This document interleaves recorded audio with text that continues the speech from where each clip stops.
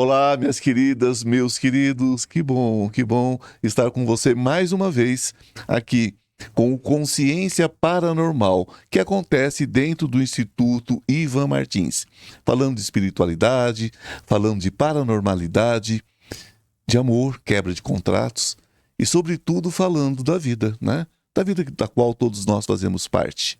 Aqui não tem mestres, somos todos viajores do tempo e do espaço. Não é? Só sei que nada sei.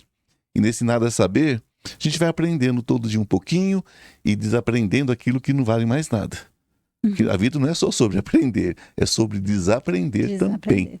E essa é uma das grandes dificuldades. Mas o caminho da luz é sempre a melhor opção. Então, muito obrigado por estarem aqui. Já se inscreveram no meu canal, no Instituto Ivan Martins? Não? Gente, é só dar uma clicadinha lá e vir fazer parte dessa egrégora. Você é da luz? Você se interessa pelo amor? Aqui é seu lugar. Os haters, né? Os odiadores a gente dispensa, não é? Não tem sentido. Aqui eu quero qualidade. Quantidade é uma outra coisa.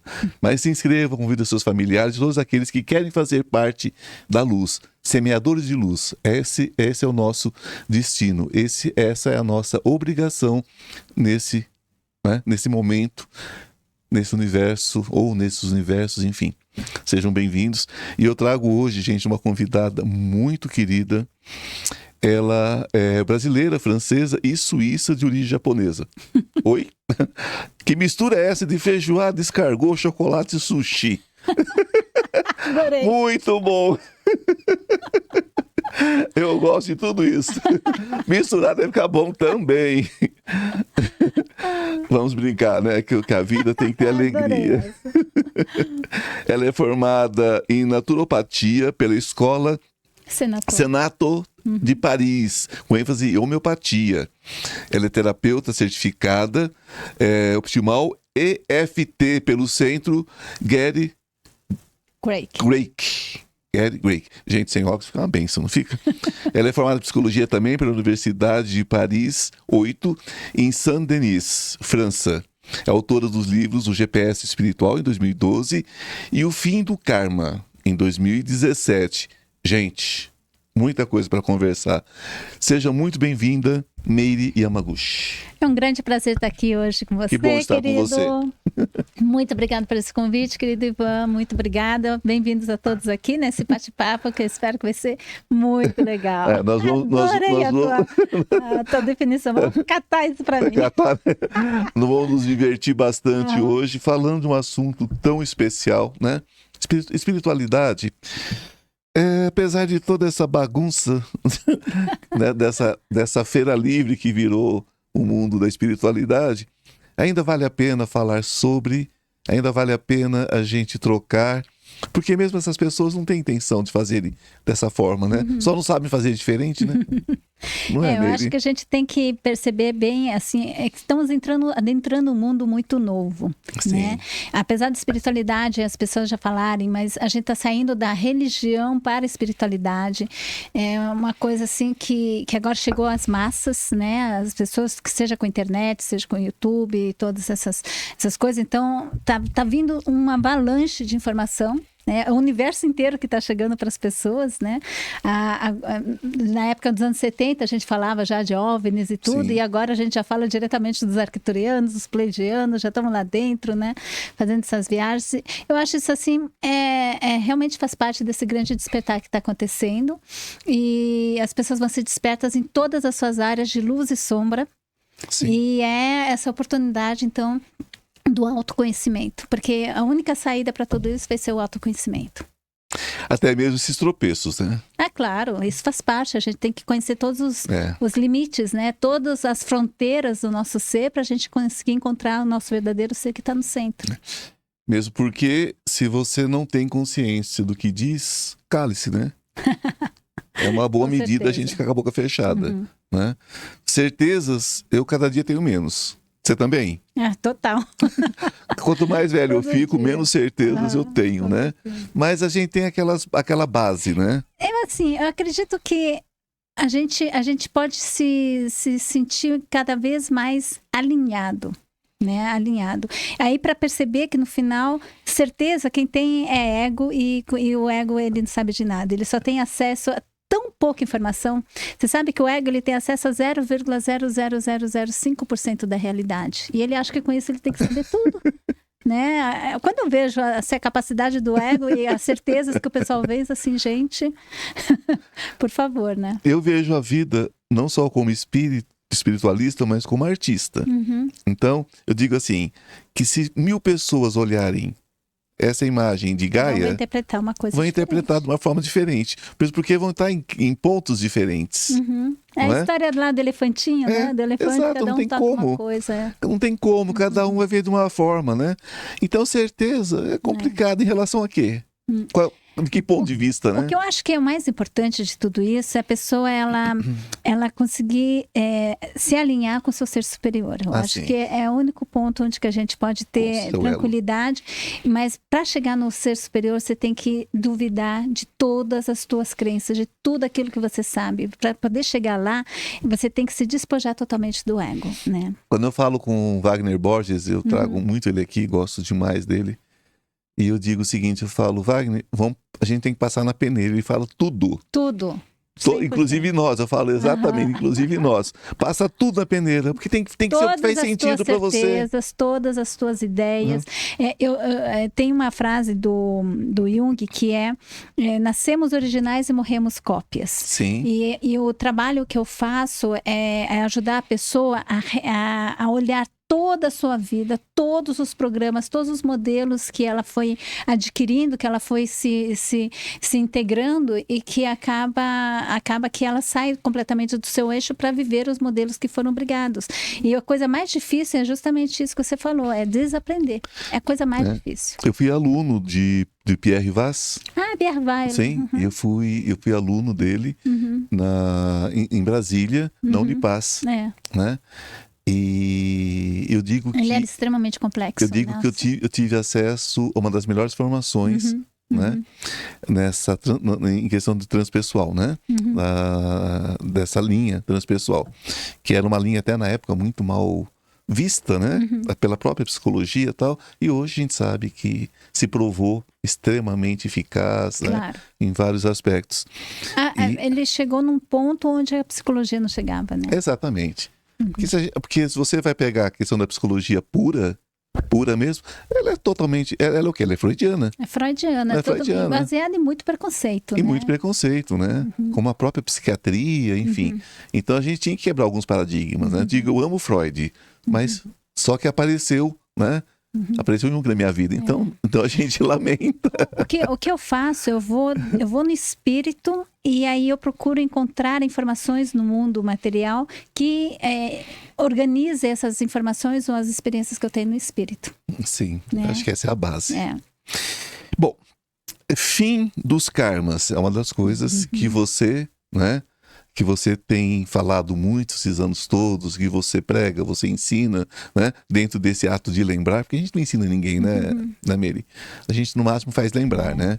Porque se nós temos todos os tempos coexistindo, né? Mas você é uma facilitadora incrível, né?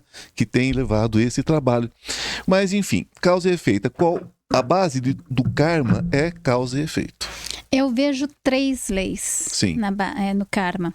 Existe a base do causa e efeito, que é bem em relação às forças que nós utilizamos, né? Você utiliza uma força contra, você vai receber essa força para poder conhecer a situação de todos os pontos. Dobrado, tanto né? da vítima, quanto... você recebe dobrado. E você conhece o efeito da força que você aplicou, você reconhece esse efeito no teu corpo, né? Então, essa é muito mais, é uma lei assim mais pro físico, para as ações, para as energias, quando a gente vem em questão de energia. Mas para mim existem outras 2 leis que são importantes, que eu vejo que é o que acaba criando todas essas repetições, essas situações que cria sincronicidades. A primeira delas é a lei da unidade, né? Eu diria primeiro a lei da integridade. Qual que é a lei da integridade? Nós somos seres, somos Deus né? Somos Deus manifesto, temos toda essa energia Somos divina, Deus manifesto, com certeza. Só que com as nossas crenças limitantes, quando a gente passa uma situação onde você tem uma crença limitante, ou que você vai morrer, que você não consegue, que você está separado do seu divino, é uma dor tão grande essa ferida que o nosso ego não consegue conviver com essa ferida. Então o que ele faz? Ele vai pegar a nossa energia vital, aquilo que você viveu naquele momento, e vai separar do teu ser, vai separando também a lembrança, as emoções e tudo, porque ele não consegue viver com isso. Então ele está se despedaçando, é um pedaço da energia dele, da essência dele, que fica ali na forma de uma forma pensamento, e o que a gente chama também pedaços de alma, né? E aí a gente pega uma próxima informação, uma próxima situação que você não consegue lidar, e você vai tirando mais esse pedaço, a gente chega aqui um caquinho. Só que o que a gente não sabe é que em cada uma dessas situações, na verdade, é uma proposição que a vida dá para você encontrar uma força maior que você sempre teve dentro de você, porque você é divino, mas que ele não tinha uma outra maneira de fazer o teu ego ver. Né? Que não seja através dessa situação que vem realmente para cima de você. E a gente leva isso como um ataque, a gente não procura ver qual que é essa informação que tá vindo através disso. E aí a gente separa tudo isso em pedacinhos, e a gente chega aqui sem o suporte necessário que a gente teria adquirido dentro dessas experiências. E chega também só um pedaço energético. Então, esse recolhimento, né, esse reencontro com os nossos pedaços de alma, que faz com que o karma, que as coisas se repitam, que acontece o karma, né? Mas dentro do karma, Mary, é uma das coisas que eu não gosto muito da palavra karma. Eu prefiro dharma. Aliás, eu sempre falo muito karma com karma. O dharma seria essa energia de uma maneira positiva e levada à iluminação. O karma é essa energia que fica parada. Fica parado, porque eu sempre digo muito karma com esse karma. Exatamente. Sabe? Porque eu creio num amor total. O amor só pode ser total. O amor só pode ser por inteiro. Um amor divino. Creio nesse amor incondicional, total, imparcial e eterno. Pronto. Total. Então, se eu creio nesse amor, e se eu creio que esse amor me deu livre-arbítrio, eu não posso ser punido mas pelo o aprendizado. livre-arbítrio dentro da ignorância. Sim. Não, é só formulando a pergunta, porque nós temos o livre-arbítrio para poder... Esse é o primeiro ponto. Acho que é o primeiro ponto importante. Karma não é castigo. Pois é. Karma é só um mecanismo para você poder aprender mais sobre si mesmo através disso, né? Então a gente fala assim, levar todas as coisas que acontecem na nossa vida como castigo, como algo contra você, como se a vida acontecesse contra você. E é o contrário, a vida acontece a teu favor. Mas é a nossa crença limitante, já presa nessa matrix, nesse ego, que foi... na verdade, a nossa divindade, ela foi sequestrada já em tempos muito antigos, você sabe, você lembra aí da Atlântida, né? Então, assim, através do trabalho que eu também faço regressão quântica, eu tenho mesmo memória minha, mais de 25 vidas e tudo, e a gente vai lá no universo, a gente vai profundamente. A gente vai lá desde o começo do universo, né? Então, dá para perceber bem esses ciclos, né, que vão acontecendo, e daí chega esse terceiro ponto. Então, para mim tem ação e reação, e que não tem justiça na ação e reação. Não tem justiça. Simplesmente aquilo que você faz, você vai receber para o teu ego, para o teu consciente inferior poder acordar. O segundo ponto seria essa lei da integridade, onde que você vai ter que reencontrar e limpar e trazer de volta aquela parte que ficou presa numa ferida. Você vai curar aquilo para poder reintegrar aquelas áreas tuas, vindo junto com a consciência que tá desperta ali dentro. E a terceira lei que eu vejo, que eu observei, é a lei da unidade, onde que todos nós fazemos parte de uma unidade de consciência maior. Então, por isso que a gente não ilumina sozinho. A gente ilumina através da experiência do... A alma procria assim como o corpo? Ela se divide? Olha, a experiência que eu tive foi que eu me vi dentro do útero do universo. né? Dentro do útero do universo, onde era um pontinho vermelho, assim, que fiquei ali sentindo aquela energia durante bilhões de anos, até que me veio uma sensação, vamos fazer uma experiência. E aí eu saí pelo primeiro, ele me falava antes 360 graus, 360 graus. Eu saí pelo primeiro grau e saí vestida de insectoide, tipo, para passar experiências. E eu vi milhares de experiências que eu passei para poder, através dessa forma, através dessa possibilidade, dessa experiência, poder angariar experiências próprias daquela configuração. E aí eu voltei, fiquei outros bilhões de anos ali naquele útero, aí eu saí com uma meio siriana, assim, com cabeça grande, e agora eu sei que eu estou no 3º nível.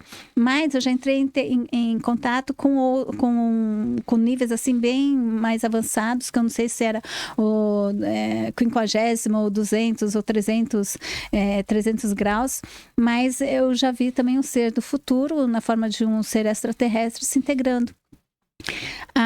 Agora existe também a nível de mônadas, existe a nível de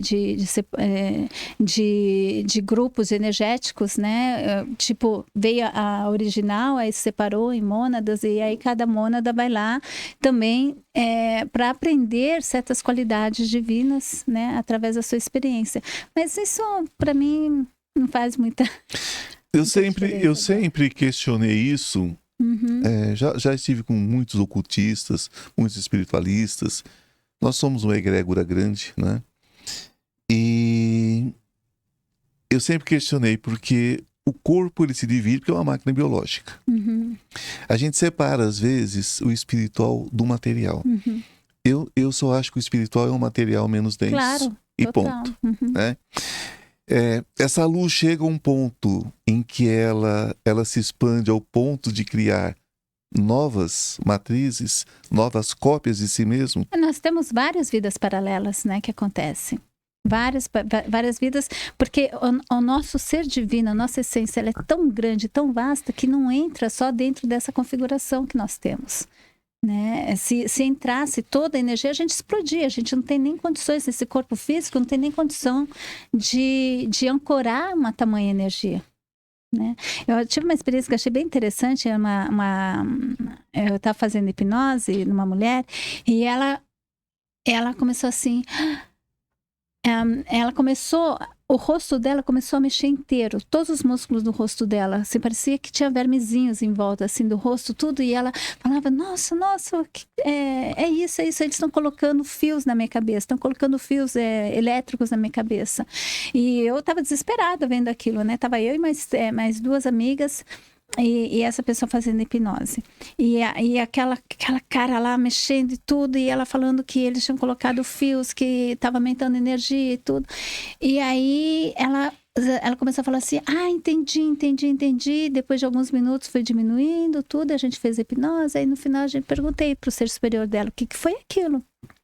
E ele falou que ela, antes de vir para a sessão, ela queria ver Deus. Ela queria ver Deus.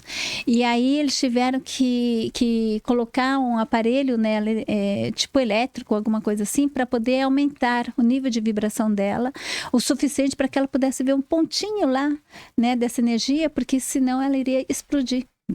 Tamanha é a fonte de energia. Então aí, se a gente vê assim, nosso corpo físico, como ele é denso, né? Não tem como. E aí, qual é a importância de tudo isso? É que nossa consciência poder se materializar. A consciência poder se ancorar em níveis cada vez mais densos da realidade. Né? Então, eu digo assim que o objetivo do ser humano é de materializar o espírito e, através das nossas experiências, a gente espiritualizar a matéria. Para isso que a gente está aqui, por isso que é a nossa encarnação. E nisso fazendo um trabalho divino, né? Dessa nossa parte que se permite viver esse tipo de experiência. A gente se permite viver a dor, a gente se permite viver a limitação do corpo físico. A gente se permite viver a deteriorização desse corpo, através de doenças, de morte, né? Nós só poderíamos trabalhar mais esses contratos de alma, né? Uhum. Porque eu chamo de contratos de alma. Porque a gente também escolhe como sofrer, né? Claro. É uma escolha. Uhum. E assim como o karma, você diz o fim do karma. Quando você diz o fim do karma, é porque se você entende o karma, ele deixa de existir, né? Se você entende o karma, você sabe como fazer para poder transmutar esse karma, né? Porque o karma, para mim, ele é quase físico. Ele é o resultado das formas pensamentos que você foi criando.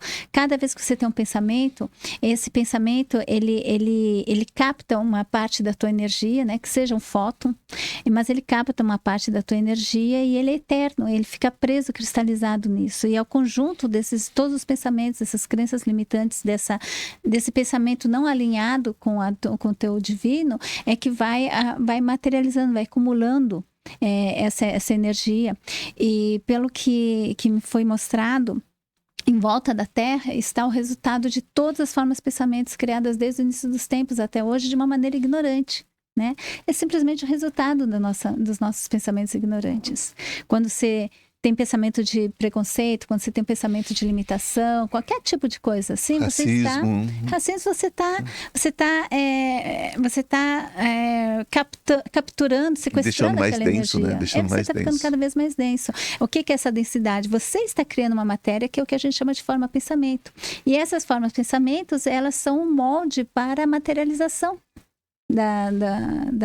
Para a materialização do corpo físico, a materialização da nossa realidade. É dessa forma que a gente acaba criando realidades. Eu digo sempre aqui no meu videocast, no meu podcast, quando eu trago pessoas que falam de prosperidade, eu digo, gente, prosperidade é luz. Prosperidade é energia suave, energia leve, energia, né? Muito, muito, muito sublime, né? Sem limites. Sem limites. Quando você tem pensamentos egoísticos, né? Pensamentos egoístas, pensamentos de competição, de preconceito, racismo, qualquer coisa que você interfira no Deus do outro, que você fale que o seu Deus, que é o seu Deus, é feio. Porque é isso que você fala. Quando você condena alguma coisa, alguém está dizendo, olha, o seu Deus, que é o mesmo Deus que habita em mim, né? Só habita de uma forma diferente, mas é o mesmo Deus que me anima. O seu Deus é feio. Então, meu Deus é feio. Você está se separando já do Deus do outro, né? Claro. O seu Deus é feio. Né? Eu costumo saudar, né, com Namastê, que é exatamente isso. O Deus que habita em mim é o Deus que habita em você. Né? E respeita, essa saudação é respeito. Né? Então não importa, na verdade, o que a pessoa faz ou deixa de fazer. Sempre vai ser sobre ela, não é sobre mim. Né? Agora, a forma como eu julgo é sobre mim. Então, aí vem esse trabalho que eu digo do fim do karma. Quando você compreende como o karma ele é construído, né? Que ele é construído através dessas crenças limitantes, através das ações que densificam, né? Através da dor, quando você limita a liberdade de uma outra pessoa, você está criando karma. Você está aprisionando a energia do outro, você está cristalizando a energia do outro. E aí, quando você compreende essas leis, então tem um trabalho que tem que ser feito para poder expandir a tua consciência. E esse trabalho é justamente de você poder compreender o resultado dos seus atos, a dor. E aí, nessas hipnoses, tudo a gente vê esse grande teatro universal que é colocado em lugar. Isso é um grande espetáculo. É um espetáculo maravilhoso, né? Eu tenho um amigo que fala assim, a comédia social. É uma grande comédia social colocada aí para que a gente possa ver essa realidade de todos os ângulos, compreender aonde que nós fomos criadores majestosos, né, da nossa realidade, que é uma droga muitas vezes, né, mas a gente que criou cada passinho. Você que criou as emoções negativas que estão ali através do quê? Dos teus pensamentos. Que e a realidade é só sua mesmo, né? E os pensamentos, de onde que vieram esses pensamentos? Na maioria das vezes você simplesmente fez um download dos programas ancestrais, né, dos programas que foram impostos aí. E aí, de onde que vem esses programas impostos? Esses programas impostos vêm já de ancestrais, às vezes até de nossos pais galácticos, não muito conscientes, né? Porque nós temos vários pais galácticos, na verdade. Mas pais galácticos. Pais galácticos, eu diria, nós temos várias origens genéticas, sim, né? Então, a origem do ser humano, nós somos uma combinação de vários DNAs extraterrestres, tudo, e cada um dessas partezinhas vem aqui e querem ser os nossos donos. E nós chegamos também na questão de capela, por exemplo. Por exemplo. Mas estou falando de algo até mais antigo do que isso. Mas que é uma visão também. né? Que justificaria as nossas diferenças raciais, por exemplo. Né? Nós somos todos filhos do mesmo Criador e graças a esse Criador nós somos diversos. Que eu acho lindo a diversidade. Né? Eu brinquei com você logo no começo, né? Essa coisa de feijoada com chocolate, com escargot e sushi, né? Porque nós somos essa mistura, na verdade. Mas é justamente aí que você está dizendo, a gente vai chegar até um ponto onde que a gente vai perder a ilusão que até essa diversidade ela causa, né? A gente tem a ilusão que eu sou japonesa, que você é italiano, que o outro é isso. Só que quando você vê essas várias vidas que a gente vive, você vê que você já foi de tudo. Já foi de tudo e mais um pouco. Já foi homem, já foi mulher, já foi todas as profissões, todas as condições sociais, todas as raças, né? Todas as orientações. Todas as orientações. E não tem nada disso. Não tem São nada roupas, disso. né? Completamente, são roupas para você aprender mais passinho, né, na tua divindade. Né? Tudo leva a divindade. Tudo é divindade. Eu sou dramaturgo, eu escrevo espetáculos de teatro e sou escritor também. Eu escrevi uma peça de teatro do Fim do Karma. Que maravilha, tá vendo? Vamos falar sobre isso. E o que acontece? Eu digo que nós, autores, dramaturgos, roteiristas, de uma forma geral, a gente não inventa nada. A gente tem toda a matéria-prima aí. Porque o mundo é um palco mesmo, não tem jeito. E a gente desempenha vários espetáculos em vários momentos da vida, não é? É uma troca. A gente só troca a roupa, né? É total, né? E é tão gostoso, né? Tão divino esse processo. A gente falava há pouco sobre a questão do tempo, né? Que o tempo ele não é linear, ele é circular. Então, o próprio vir a ser, né? E aquela história de você ainda não é, você não nasceu, você já morreu, enfim. Os tempos coexistem. Coexistem. E assim, e nós temos várias vidas paralelas acontecendo. E as vidas paralelas. Como é que fica o karma nessa história? Porque o meu futuro está acontecendo agora também. Em algum lugar do futuro, eu estou vivendo. Totalmente. Eu estou vivendo.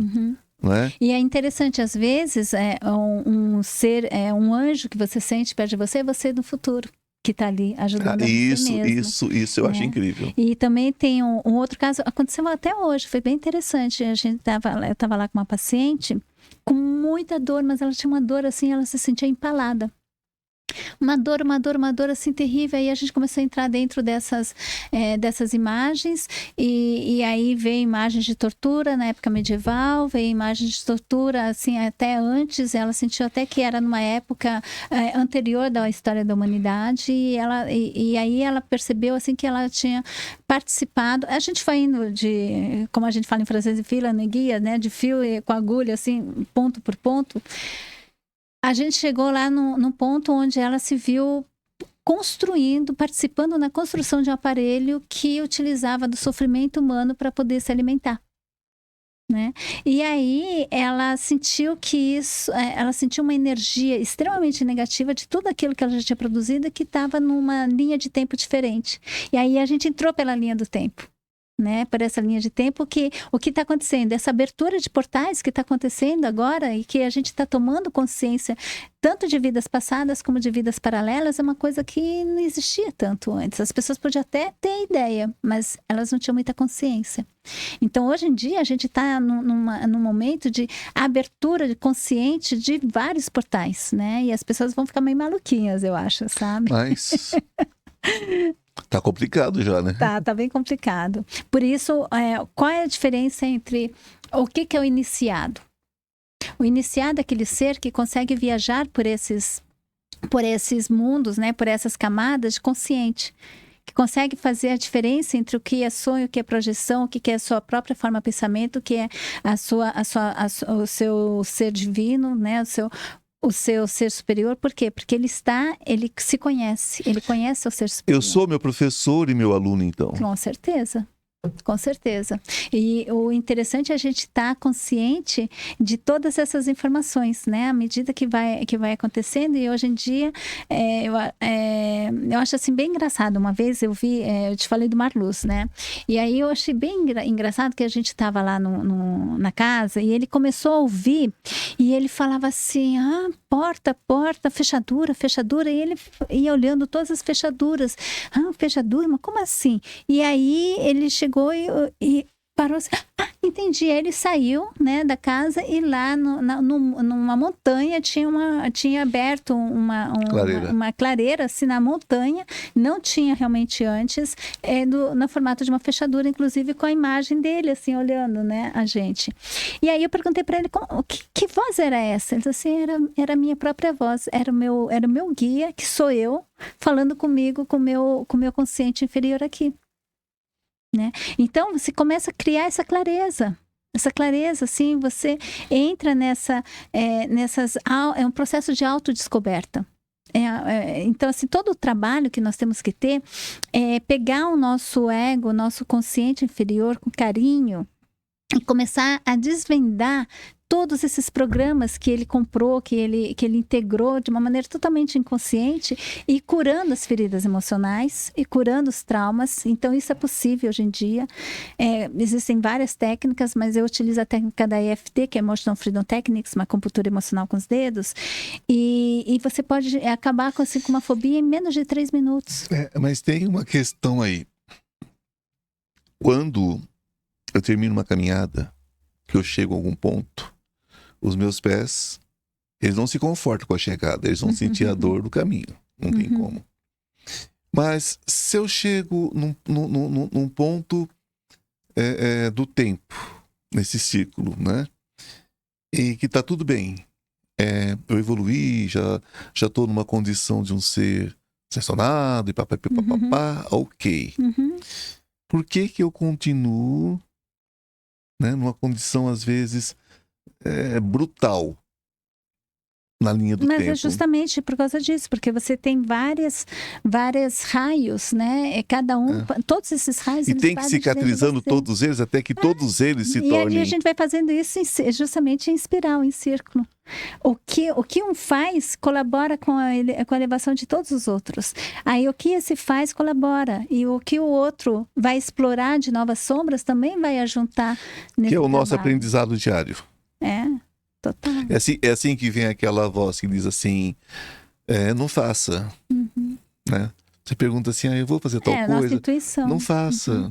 Né? Daí você faz, né? E você quebra a cara. Quebra a cara, Tem aquela vozinha também que pode vir do passado pro presente, né? Mas isso também é uma questão de autoconhecimento. Não tenta outra vez, não tenta nós. Aí você não tenta e dança também, né? Então, é uma questão de autoconhecimento. eu escrevi o livro GPS Espiritual, Guia do Usuário Intuitivo, que é justamente para ensinar as pessoas a se conhecerem, a perceber essa voz interior, a distinguir a voz quando ela vem do seu ser superior ou quando ela vem do teu medo, dos teus condicionamentos, né? Dos teus traumas.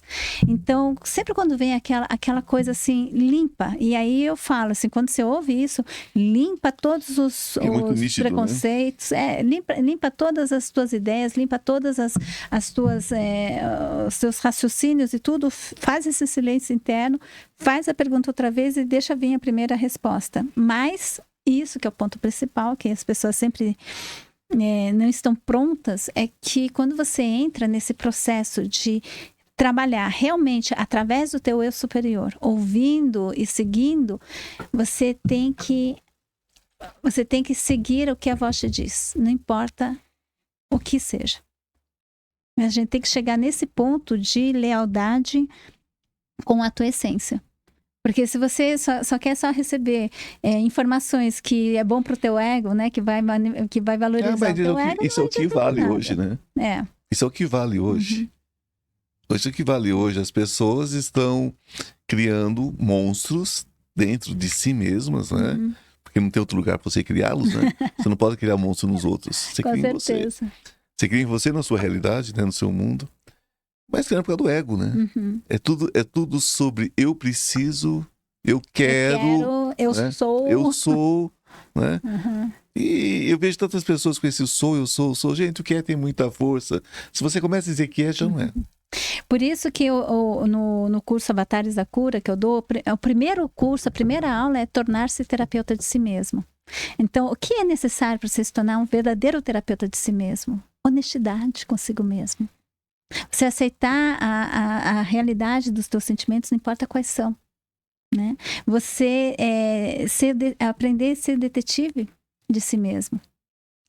E está com o intuito e já se vê, você tem que ter a visão da tua cura, você já tem que se ver curado e não colocando nas mãos das pessoas, da realidade, tudo, que eles vão trazer a solução, a grande solução para os teus problemas, que é o que o pessoal fica fazendo. Mas como é que você faz numa sociedade que incentiva tanto o egocentrismo, onde você vê homens de 30, 40 anos presos na fase anal até hoje?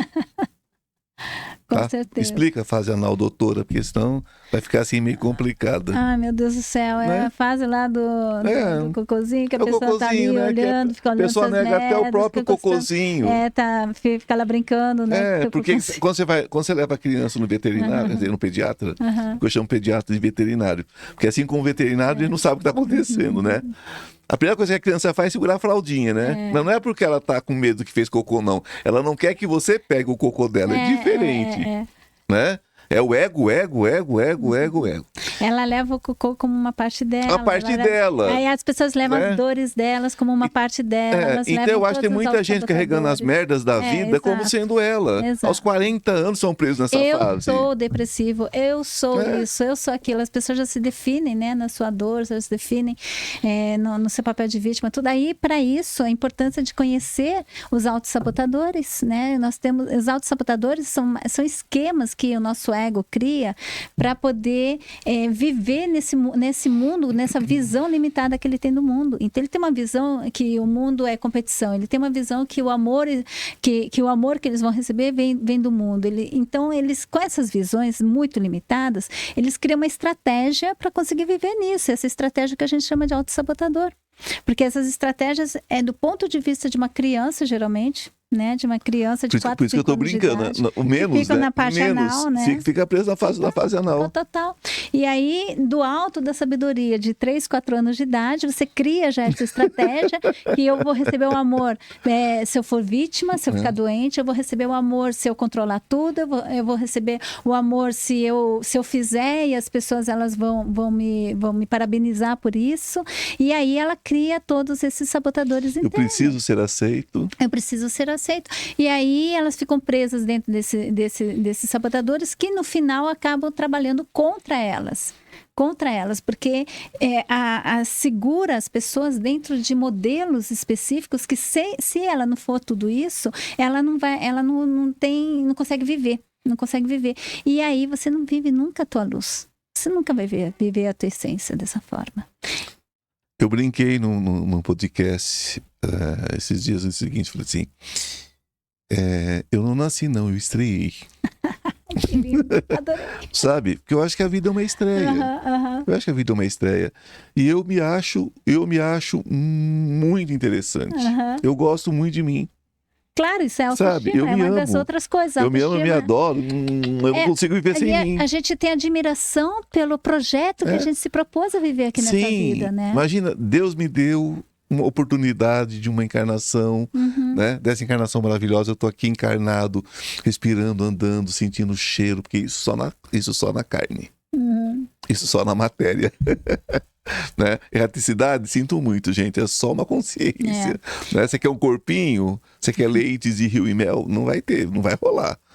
Tô certo? Não, tá certo. E assim, o karma a gente cria no corpo humano, criando as formas de pensamentos, e é através do corpo humano que a gente pode transmutar. Você não não acha que depois que você vai morrer... que você vai morrer e aí você vai pagar todos, vai conseguir acabar com o teu karma. Não tem nada pra pagar e nem pra ganhar. Mas assim, você acha que você vai conseguir transmutar o teu karma, você não consegue transmutar. Você precisa do corpo físico. E não tem ganho e não tem nada pra pagar também, né? Lá no outro canto, lá ou aqui, onde quer, né? É tudo aqui. Só muda a dimensão, só muda... Eu achei lindo lá uma paciente lá que falou assim, uma pessoa morreu muito próxima dela, disse assim, Merina, não é que morreu, mudou de endereço cósmico. Eu achei isso lindo. Isso, mudou de endereço. né? Porque as pessoas ficam nessa, né, Mary? Porque vai ter um curso de evolução quando eu chegar, porque a vida continua assim. Continua assim, mas você não vai ter curso nenhum, não. Até os cursos espirituais que a gente recebe quando está encarnado. Você se desloca à noite e você vai aprender.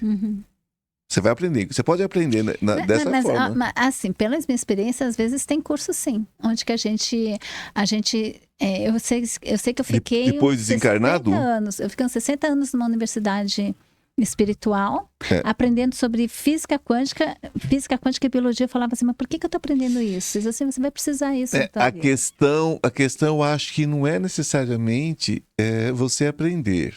Eu acho que é formatar quase que uma Matrix mesmo para você poder voltar. Aí eu acho que é diferente. Porque se você pudesse aprender sobre moral, sobre dignidade, não é sobre isso, sobre essas coisas, né, para você poder transmutar o karma, não precisava reencarnar. Não, mas não é sobre isso. É assim, muitos espíritos, eles não precisam encarnar na Terra para viver essas experiências horríveis que a gente vive aqui, entende? Para fazer o trabalho deles. Eles seguem outras experiências maiores, que às vezes, de repente, a gente também segue ou não segue tudo, mas o que eu já vi casos de pessoas que saíram aqui na hipnose, que foram levadas para universidades lá, onde que era um monte de seres que nunca encarnaram e que estavam abismados de ouvir os relatos daquela pessoa, né, que é um espírito que se propôs a vir para a Terra para conhecer essas experiências, para poder passar para eles. Aí estava explicando como que a gente faz a digestão, né, e o pessoal, assim, mas como que é sentir dor? Né? Não é sentir dor. Então, para eles, assim, e eu sei também de uma outra escola que foi interessante, de uma outra experiência que eu tive, você sabe que tem esses processos de psicografia, ou psicopictografia, né? De pintura mediúnica, tudo. Aqui tem uma. Então as pinturas mediúnicas, o objetivo dessa pintura mediúnica é de evangelizar através das cores, de harmonizar o ambiente, de revelar que a vida continua depois da morte, né? E na verdade, essas pinturas, elas são feitas através de digamos assim, apps, né? Programas, computadores, são programas que os artistas que estão dentro desse projeto, eles têm que aprender a utilizar. Isso justifica o fato de, às vezes, você ter várias pessoas no mesmo momento, porque eles estão em várias casas mediúnicas, tudo fazendo pinturas, e eles vão fazer pintura ao mesmo tempo, né? Então, eles explicam que, na verdade, não é que eles estão ali, mas eles enviam a informação da arte deles, tudo, e eles são formados numa escola que quem está organizando isso é Van Gogh. Né? Então, você tem essas coisas. Olha, eu tenho duas experiências claríssimas. Né? Eu desencarnei entre 6 e 7 anos de idade. Fui, voltei, tô aqui, né? Já com quase 60. Foi um acidente? O que foi? Fui atropelado. E eu voltei, enfim, tem um livro sobre isso, até ele não está aqui, mas a gente pega até o final do podcast. E eu falo sobre, entre o perdão e o despertar, uma jornada espiritual. E eu conto essa história. E tem o seguinte, é como chegar num aeroporto e pegar um avião. Tá? Eu não vi a questão do tempo na erraticidade. Eu não vi. Porque o tempo, ele é uma condição muito humana, esse tempo linear, claro. Né? Condição muito humana. E eu não vi isso na erraticidade. E a segunda experiência foi quando a minha esposa desencarnou, eu tinha 25 anos. E aos 25 anos eu simplesmente entrei em depressão. Claro. Né? E numa bela noite, ela morreu no dia 20 de novembro. E no dia 24 de dezembro, véspera de Natal, eu senti um beijo no rosto e eu entrei em transe.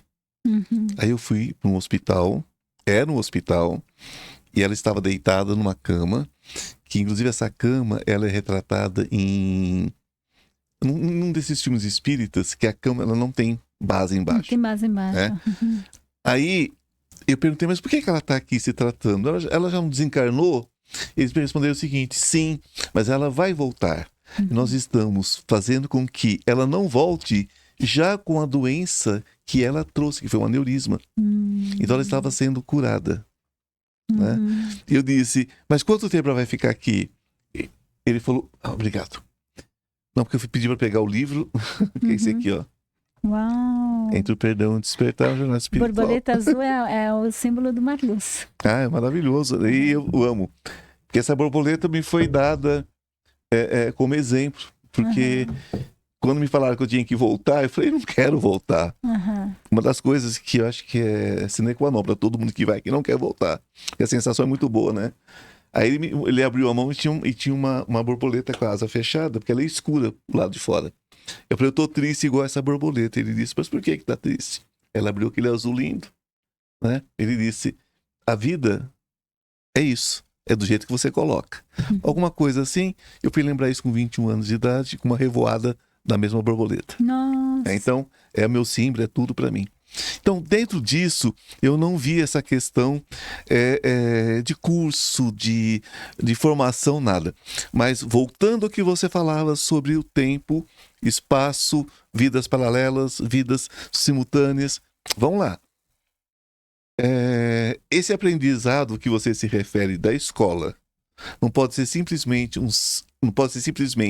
ser eu no futuro, preparando, me informando para que essa informação, de uma forma indireta, venha para o meu eu do passado, e esse eu do passado vai ter aquela facilidade para aquela determinada situação. Por exemplo, eu nunca estudei para ser escritor, nem para ser dramaturgo. Isso veio para mim da forma mais limpa possível. Eu sou totalmente intuitivo. Então, de algum lugar eu aprendi. Mas é aí que tá. Vem de onde?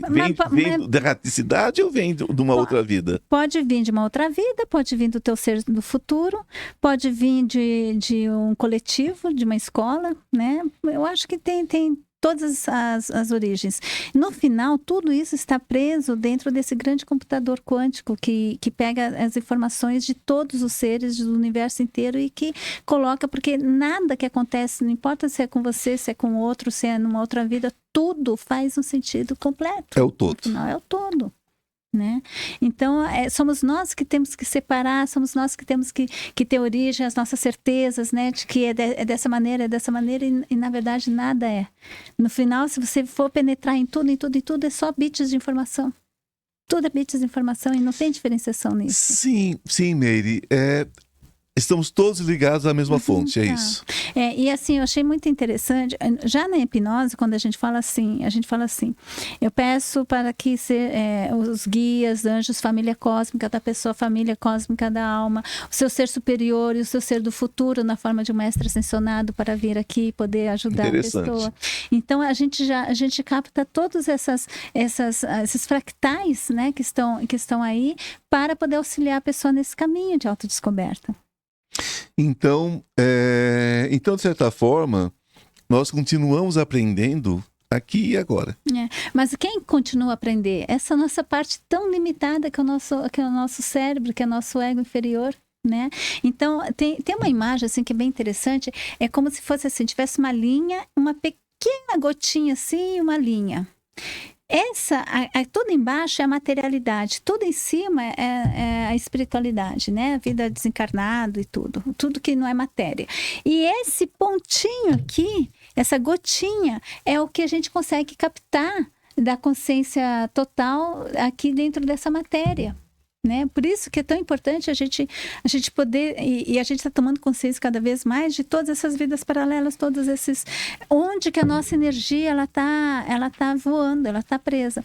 E o que eu acho interessante, né, na hipnose regressiva quântica que a gente faz, ela não de modo nenhum ela é orientada, né? A gente faz a pessoa viajar tudo e ela vai lá onde ela tem que ir, e ela vai lá onde tem energia cristalizada, seja cristalizada em dores, em traumas e tudo, ou lá, por exemplo, onde que tem informações, recursos esquecidos. E aí a pessoa ela começa a entrar nesse estado de sonho desperto, que já não tem tempo, tanto é que o pessoal quando acorda, às vezes passou 5 horas, parece que foi coisa de 20 minutos, né? Ou o contrário. Ou ao contrário, exato. Ou o contrário, então perde-se a noção do tempo. E a pessoa ela só tem que falar a primeira coisa que vier na sua mente, sem pensar nada a respeito, como num sonho, né? Você está no sonho, você olha, você não projeta nada, né? Não tem que ter lógica, tudo. E aí, nisso, você começa a entrar ver um monte de informações. Aí tem gente que se vê como... já teve de tudo, né? Gente que se vê como pedra, gente que se viu como ser, em outras dimensões e... seres extraterrestres, etc e tal. Tem gente que se vê dentro de uma nave espacial, tem gente que vê fases dessa vida mesmo, tem gente que já se viu como fadinha, como dragão, como molécula, né? E a gente vai lá explorando essa experiência, porque tudo faz parte da experiência. E a gente vai explorando, vai olhando e tudo, né? Eu vou ajudando, orientando a pessoa. E aí, na segunda fase da hipnose, é que eu vou falar assim, bom, agora eu quero falar com o ser superior. E aí, o consciente, não é que ele apaga, mas ele fica de lado para que ele não interfira. E aí, lá eu vou perguntar, por que você mostrou tal experiência? Porque você mostrou isso, e tudo faz sentido. Tudo faz sentido, né? Ela tinha que ter visto isso porque ali, bom, estava preso, uma dor, não sei o que, ou ela tinha que ter visto isso porque ela já viveu essa experiência que ela luta tanto, ela quer tanto viver, por exemplo, você nessa vida o projeto não é você ter filho. E aí você fica lutando, você gasta a tua vida, você acaba se desviando daquilo que você tem que fazer. Tua saúde, seu dinheiro. Da saúde, dinheiro, da vida mesmo, né? Você perde outras oportunidades que vieram, que você recusa a aceitar, porque você fixou que tem que ter esse negócio. Aí, na hipnose, pode ser que a pessoa, ela viva, já aconteceu isso, dela viver uma vida passada, onde que ela já foi mãe, já teve todas essas coisas, tudo. E depois ele fala assim, olha, você já teve isso, agora é outra coisa. Né? E a pessoa ela se relembra dos seus projetos. O que é importante de tudo isso é a gente começar a perceber que nós vivemos para dar prazer a essa matrix, para dar prazer, para confirmar o projeto que outros fizeram da tua vida. E não mas quando a gente fala em matrix, a gente também está falando de realidade... de uma realidade artificial. Claro, mas e como é que eles manipulam essa realidade artificial? Através da criação de imagens, através de criação justamente desses projetos de vida que todo mundo tem que ter. Né? Eles vão jogando imagens, vão jogando coisas que nos dão medo, coisas que nos limitam, que limitam a nossa... A quem interessa? São os estereótipos e tudo. Interessa grupos que se alimentam da nossa energia. Tem nome esse grupo? A gente pode chamar os Illuminados, a gente pode chamar os draconianos, a gente pode chamar outros... Tá, vamos falar sobre Illuminados então. Reptilianos, Vamos falar sobre os Illuminados, então vamos falar um pouquinho sobre. Tá. Então, assim, eu tive uma experiência que foi bem interessante, que eu estava me sentindo extremamente abandonada. Sim. E veio do nada. E eu olhava, a minha vida estava maravilhosa, né? Mas eu estava com um sentimento de abandono profundo. E aí, então, eu fui olhando esse abandono, uns 2, 3, 5 dias, 10 dias. E aí, quando um dia chegou uma voz, me falou assim, é hoje. Então, eu já sei que é que naquele dia que eu entro em meditação, eu trago todas as informações e eu mergulho na experiência. Quando eu mergulhei nessa experiência e pedi uma imagem que representasse isso, eu me via 12.500 anos atrás no Egito, né? Aí, assim, eu vi as pirâmides sendo construídas por discos voadores, eu vi esse ser bem grande, né? Eu achava que eu estava sentada e ele estava do meu lado. Hoje em dia eu sei que não, ele é um ser de 3 metros de altura e eu estava do lado dele. Eu era uma pessoa ali do povo mesmo, que tinha sido meio que escolhido, selecionado para ir nos templos, aprender a cura nos templos, né? Aprender essas coisas. E aí... Gostei do dedinho para pirâmide. E aí, eu só sei que ele chegou e eles estavam construindo as pirâmides com discos voadores. Eu disse assim, nossa, a gente está no Egito? Eles assim, é a região do Egito, mas não é a civilização egípcia, é muito antes disso. Eu disse assim, quando? E, assim, eu nunca pergunto a data, mas eu perguntei quando, e na hora ele falou, 12.500 anos atrás. Tá bom. E aí eu me vi lá, um homem, né, normal, ele me levou nos templos, eu vi o processo de cura e tudo. Eu voltei ali, outra vez naquela Muita plataforma. magia, né? Muito. Aí eu ali naquela plataforma, vendo ali, e eu vi que eles estavam em guerra. Eram duas frotas, né, espaciais diferentes, estavam em guerra. Aí eles assim, estamos em guerra. Eu disse, tô vendo, né, vocês estão em guerra. E eu sabia que era eles que são nossos pais celestiais, que trouxeram as tecnologias, que querem ver a gente desenvolver em consciência, a gente dominar a matéria através da consciência, através do amor, contra o outro grupo que queria nos utilizar como gado emocional. Então, o outro grupo, ele nos vê como seres que têm uma capacidade única de produzir hormônios. Como a vaca produz leite, a gente produz hormônios, dos quais eles se alimentam, que é que nem néctar para eles, né? Então, eles estavam ali lutando pelo domínio, né, da humanidade. E o maior néctar que eles têm é o medo. São os fluidos do medo. São verdadeiros fluidos que nós fazemos. Então, eles estavam em guerra e ele falou assim, então, a gente não quer mais dessa guerra. Então, nós iremos numa dimensão muito mais alta, tão alta que nem eles podem mais nos alcançar. Só que de lá a gente tem controle absoluto sobre todas as coisas.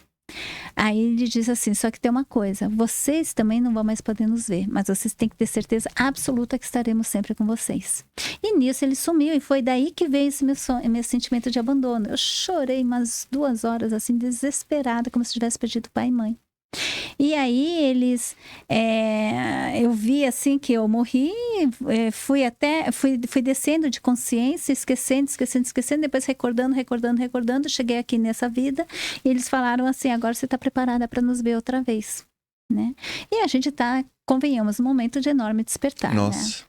né? E participando disso. Despertar para quem é de despertar, né? Exatamente. Mas pelo que eles falam, 80% das pessoas que deveriam se despertar já se despertaram. Pois é, essa questão é muito séria. 80% das pessoas que deveriam despertar. Agora, qual é a porcentagem da humanidade que iria despertar? Essa que é a questão. Olha, eles chegaram a Eu acho que quem é da luz... 60% da humanidade, a gente chegando até 60% da humanidade, que consegue sentir um amor, sim, mas não um amor carnal, obviamente, mas consegue sentir o amor, isso já serviria para toda a humanidade. Que a gente estava, alguns anos atrás, a cerca de 28%. Mas despencou, pelo não? Negócio, não, assim que, olha, eu sinto assim que os últimos anos... Quanto mais a gente vê sombra, a gente vê luz, mais aparece a sombra. Mas que as pessoas estão despertas, senão a gente não estaria aqui falando disso, né? Também que você está falando disso já há muito tempo, eu também. Eu venho falando isso a minha vida inteira, há décadas, mas as pessoas estão ouvindo mais. Eu só não, elas estão escutando, não sei se estão ouvindo, porque me parece que depois da pandemia... Eu acho que as pessoas estão demonstrando tanto que elas são. Você acha que... Eu sinto que depois da pandemia que as pessoas realmente estão procurando, elas tiveram que se confrontar. Eu brinco muito sobre isso. Eu falo que quem é da luz, sim, mas quem não gostava da luz estão se escondendo, feito escorpião mas a gente não tem nem que ficar pensando neles. Assim, mas uma coisa que é interessante... eu amo eles também. Eu vi um estudo que eu achei bem interessante, até no livro Sombras, do Deepak Chopra. E ali ele falava de um estudo científico que tinha sido feito, que mostrava que assim, se uma pessoa que é obesa, ela contamina o amigo do amigo. Entende? 50% mais de chances que esse amigo do amigo seja obeso também. E que 10% que o amigo do amigo do amigo tem obesidade. Então, ele mostra que tem uma influência que ultrapassa... Não brigue seu amigo obeso, hein? Não brigue. Mas esse estudo era de obesidade. E eles viram isso também em relação à raiva, à depressão, à tristeza, né? Um estudo científico que foi feito. E aí, eu achei até engraçado, porque eu estava lá com os meus alunos, e aí eu peguei e eu eu risquei a palavra obesidade, risquei depressão, risquei, não sei o quê, e coloquei palavras como amor, como fraternidade, como iluminação, e isso mostra, então, esse estudo que prova que as coisas, elas ultrapassam, elas entram dentro de um campo e tem influência em cima dos outros, é válido também para a iluminação, é válido também para o amor. Então, a gente tem que fazer a nossa parte. Os Illuminati de luz não tinha nada, não tem nada, né? Quem? Os Illuminati de luz não tem nada, eles estão buscando outra isso que eu coisa. achei engraçado. Aí eu tava numa hipnose ali e ele falando assim, né? Eu tava brava, né? Assim, mas esse pessoal aí, olha o horror que eles fazem, né? Eles controlam, hipnotizam a humanidade e a gente não aguenta mais e tudo. E aí ele falava assim, não, Mary, tudo bem. Você sabe, eles utilizam a hipnose, é a minha especialidade, né? Eles utilizam a hipnose para controlar as pessoas, só que eles não sabem, eles não conhecem o instrumento que eles estão usando. E eles não sabem que eles estão hipnotizados por nós. E quando eles acordarem vai ser tarde demais. Você tá vendo o que está acontecendo nos Estados Unidos? Tá vendo o que está acontecendo aqui no Brasil? Sim. Tudo está caindo. Mas o Império Romano, olha, o Império Americano, ele é todo baseado na Mas é a energia romana, né? Da energia romana. Total. Tanto é que essas ai, gente, a palavra. Agora é o Nero aqui, colocando fogo no parquinho lá. Né?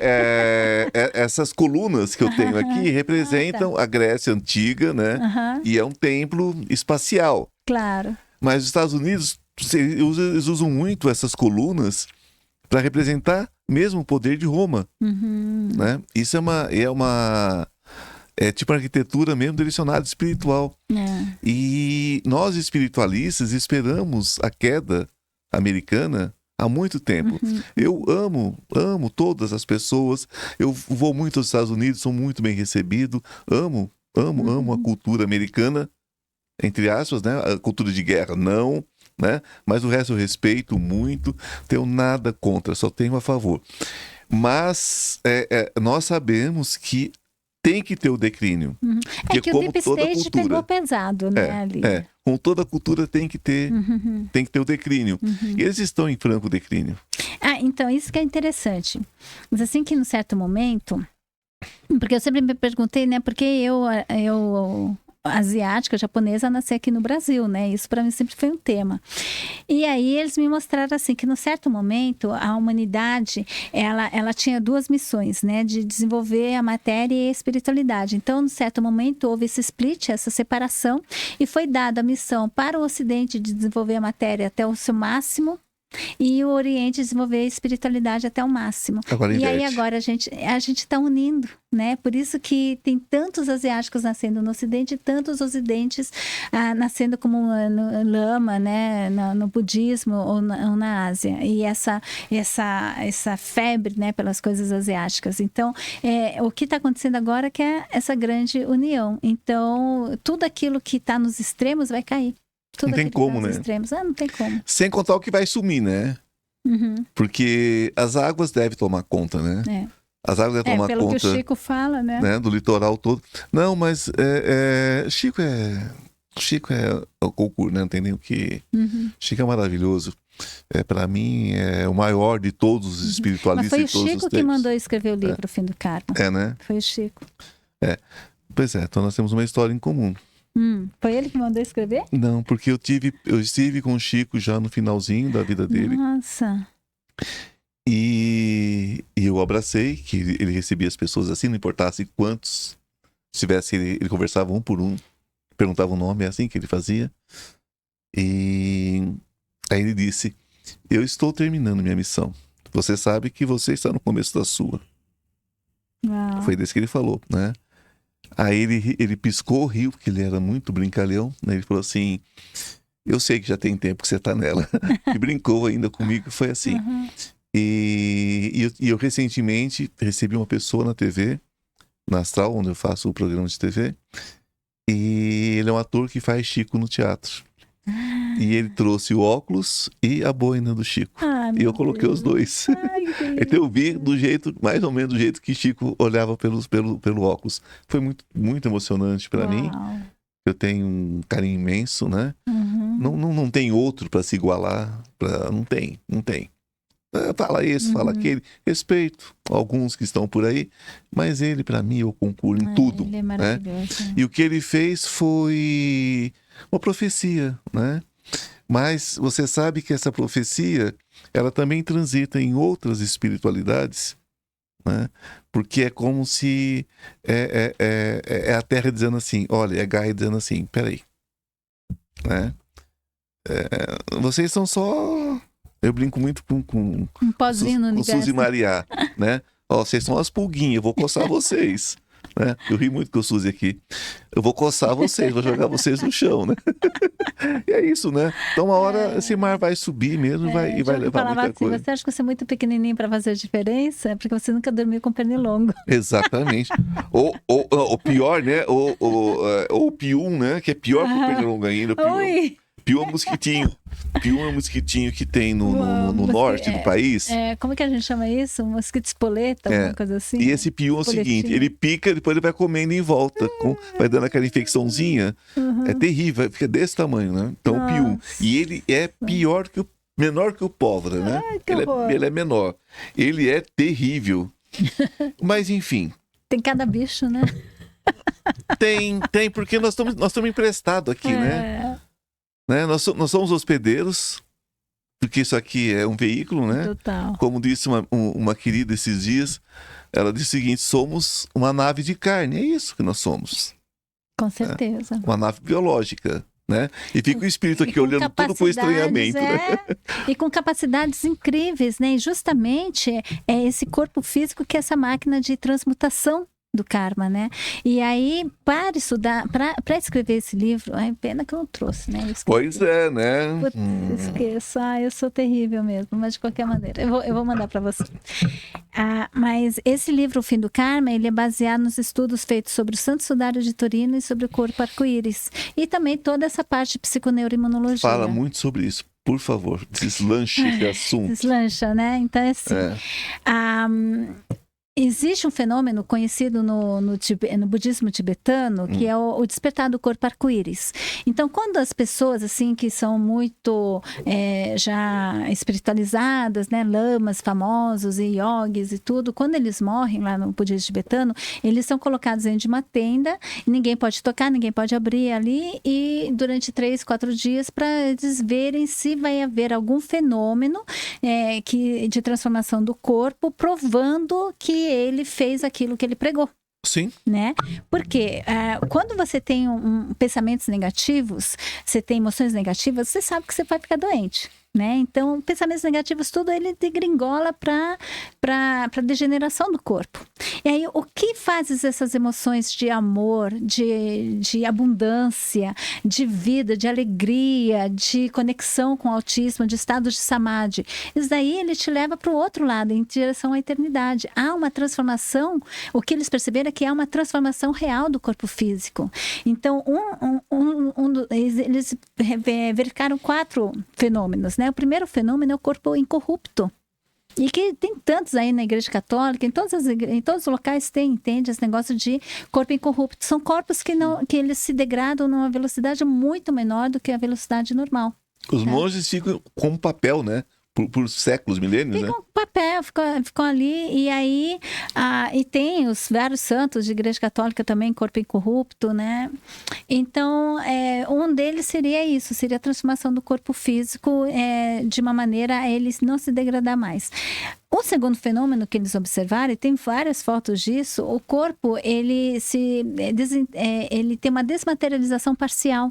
Então, ele de 1,70 m, de 1,50 m, ele rapidamente, em questão de horas ou dias, ele se transforma num corpo de 50 centímetros, 40, 50 centímetros de tamanho. O que seria, tamanho de um bebê. Seria impossível. É um tamanho de um bebê, né? E tem várias fotos aí mostrando. Então, o que acontece? O corpo ele se desmaterializou já de uma maneira quase instantânea. Tem um terceiro nível, onde o corpo se desmaterializa, só sobra ossículos, cabelo, dente, né? E isso é visto de fontes fidedignas. E um quarto nível, o corpo desapareceria completamente e aí teria esses fenômenos de arco-íris, fenômenos de música celestial, sabe? Fenômenos de perfumes que aparecem. E aí é o corpo arco-íris completo, né? Que teria se desenvolvido. E aí... Como é que ele chegou nisso? Foi Padmasambhava no 13º século, né? No século 13.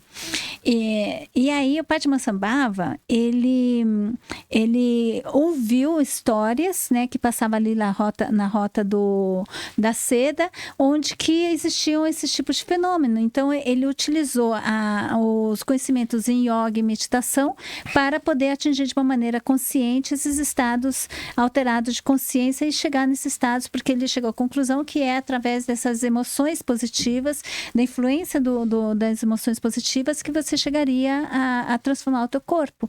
Então, ele utilizou todas essas técnicas milenares para poder aplicar e ver a transformação, e ele foi o primeiro a ativar o seu corpo arco-íris. Depois dele, milhares e milhares de discípulos dele fizeram a mesma coisa, né? Da escola Nyingma, do budismo tibetano. Só que essas histórias que ele ouvia na Rota da Seda era justamente a história de Jesus, que teria transformado o corpo dele em luz. Só que para ele, para Padmasambhava, ele não chegou até ao ponto de acreditar que o corpo ele poderia voltar a se manifestar num outro corpo, né? No corpo como o corpo ressurrecto de Jesus. Ele ficou só nisso. A gente tem que saber uma coisa, a gente não ilumina por acaso. A gente tem que saber onde a gente vai chegar para poder chegar lá, né? A cada nível que você vai crescendo, talvez nível de consciência, outras experiências, você vai alcançando possibilidades maiores de existências, né? Porque você desejou isso. Ninguém chega lá por acaso. Não. Né? Então, e aí entra esse estudo do Santo Sudário de Torino. Tá? Na verdade, o Santo Sudário, a primeira vez que eu fiquei sabendo do Santo Sudário, e que me impressionou muito, e que depois eu vi que me acompanhou, essa imagem me acompanhou a vida inteira, eu tinha 5 anos de idade. Que minha mãe mostrou a imagem, que eu acho que saiu na revista Manchete, né? Que era do Times Magazine, da imagem do Sudário, a fotografia que foi tirada. E aquilo assim me impressionou muito, né? Eu, quando tinha 4, 5 anos, eu ficava lendo, eu aprendi a ler e escrever com a revista Planeta, né? Minha família era super aberta, assim. E eu participei de 18 vertentes espirituais, e eu fiquei mais com a Ponte para a Liberdade, que é dos Mestres Ascensos, os raios, né? Então, eu com 10 anos de idade, eu já fazia fogo violeta, já fazia chamatrina, cálice, Arcanjo Miguel, etc. E aí, desse caminho,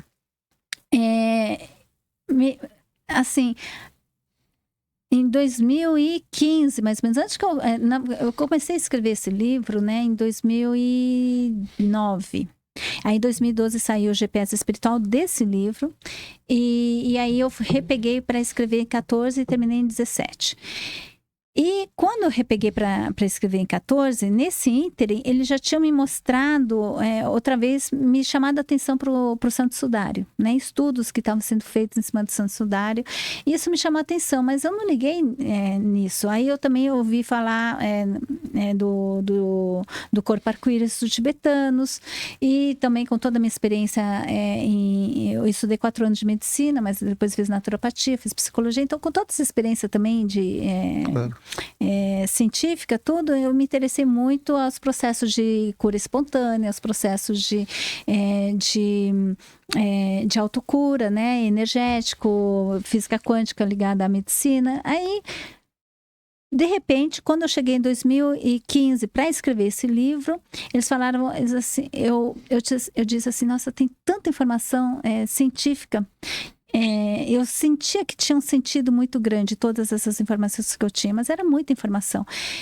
Eu disse assim, vai ficar um livro tão chato, com tanta informação, que nem eu vou conseguir ler. E aí eles riram da minha cara, eles falaram primeiro que uma parte do livro eu tinha que extrair, que era esse livro, o GPS espiritual, já extraí, e que eu não ia escrever um livro científico, eu ia escrever um romance. Assim, mas por que um romance?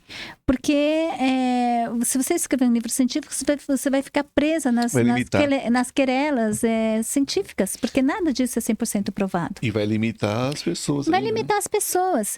Inclusive, eu achava que ia ser um livro voltado ao espiritismo, porque era Chico Xavier que me falou para escrever, e no final não falei nada de espiritismo no livro, falei muito mais do budismo tibetano e do Santo Sudário. E eles falaram... O que o Chico não se importaria. Não, mas ele mesmo falou, porque ele diz assim, esse livro ele vai unir a compreensão do cristianismo e do budismo, porque um é complementar ao outro, né? O cristianismo só está aí porque o budismo ele ancorou essas energias, sim, né, sim, no planeta. Claro. Então, assim, vai ser só um fechamento de ciclo e não vai ficar limitado a uma coisa que é bem limitada, que é o espiritismo, obviamente, né? Além disso, se eu colocasse o espiritismo, a Federação Espírita ia me proibir de fazer qualquer coisa, alusão a essas coisas. Aliás, né? a Federação Espírita, né?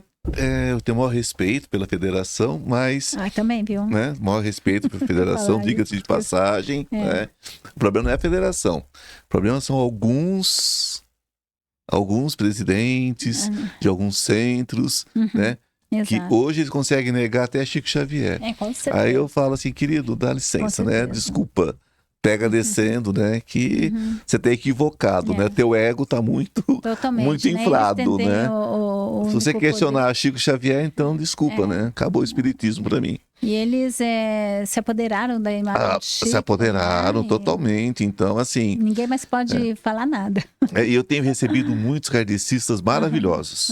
Eu amo os kardecistas, né?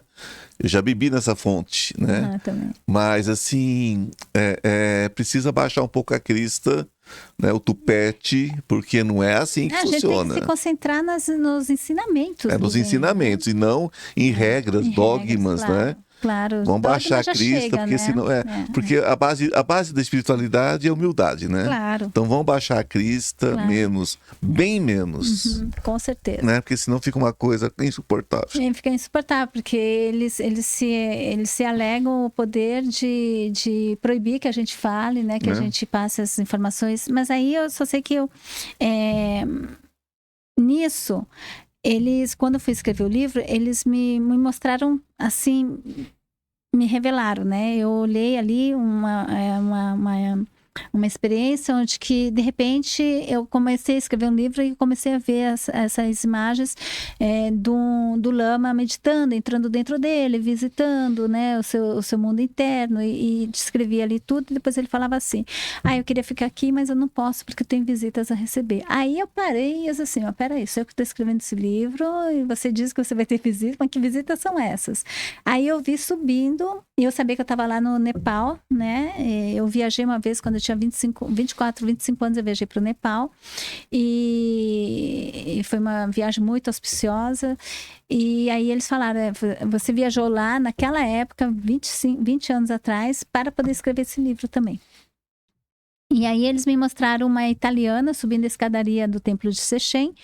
E eu disse assim, mas o que essa mulher está fazendo? Quem é essa mulher? Você não sabe? É Antonella. O que ela faz? Ela é pesquisadora do Santo Sudário. Diz assim, o que ela está fazendo aqui? Não, ela vem aqui por causa dessa história, né, que tem no Monastério de Lei, tem esses manuscritos que diz que Jesus morou aqui na Índia e tudo, no Tibete, e que aí ela vem para conhecer essas histórias disso, e que ela vai entrar em contato com a informação do corpo arco-íris aqui e ela vai perceber que o corpo ressurrecto de Jesus seria um nível acima, mas seria também um despertar do corpo arco-íris, mas um nível acima do que eles imaginavam, que é o nível onde o corpo se transforma em luz e ele se recompõe numa nova estrutura que é uma estrutura de um corpo ressurrecto e que seria nem material como o nosso corpo físico e nem completamente espiritual como uma alma, né? Ele seria um corpo que ascendeu em corpo, tanto é que ele comia com os discípulos, era tocado depois de 40 dias depois da ressurreição, né? Aí eu fui escrevendo, fui falando essas histórias loucas, né?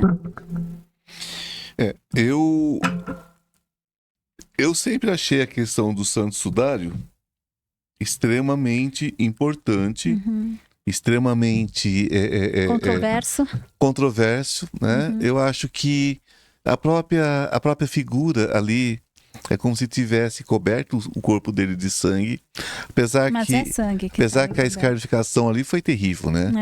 Ali ele foi como se tivesse batido nele com É o flagno romano, É flagno romano, é o né? flagno romano Que que era um bate e chicote, puxa. era um chicote com pedras de metal nas pontas, né? com garras. Que escarificam o Escarificação corpo. é uma coisa Então, assim, se terrível. você pega aquela imagem do Cristo, como é aquele filme... Hã?